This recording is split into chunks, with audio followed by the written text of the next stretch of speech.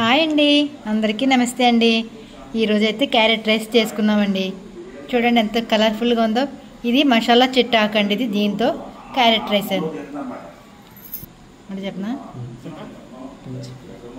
చూడండి తయారు చేసుకోవడం ఎలాగో చూపిస్తాను చూడండి.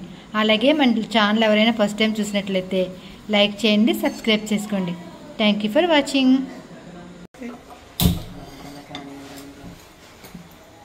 హాయ్ అండి, ఈరోజు క్యారెట్ రైస్ చేసుకుంటున్నాం. చూడండి, మనం అస్తమాని పిల్లలకి క్యారెట్ జ్యూస్ బీట్రూట్ జ్యూస్ ఇస్తుంటాం కదా. వాళ్ళు ఇసుకుపడుతూ అస్తమాని జ్యూసేనా అంటారు కదా. అలాంటప్పుడు ఇలా క్యారెట్ రైస్ పెట్టామనుకోండి, చక్కగా తింటారు. మనకి వాళ్ళతో పేచీ కూడా ఉండదండి. అందులో వర్షం అటు పడుతుంది కాబట్టి. నేను కుక్కర్ పెట్టాను చూడండి.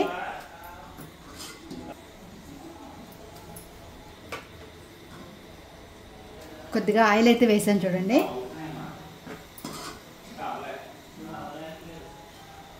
బిర్యానీ మసాలా,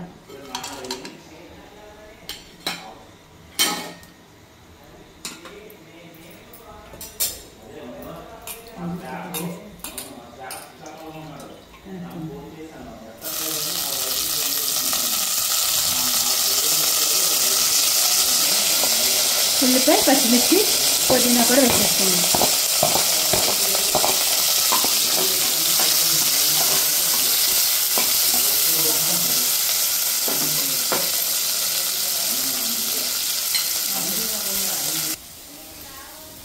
మసాలా అంతా వేగిన తర్వాత క్యారెట్ కూడా వేసాను ఫ్రెండ్స్.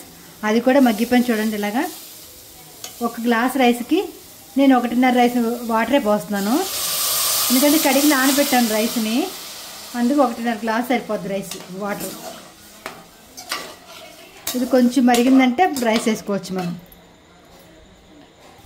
వాటర్ అయితే మరిగిపోయింది ఫ్రెండ్స్. ఇదిగోండి రైస్ కడిగి నానబెట్టుకున్నాను 1 గ్లాసు.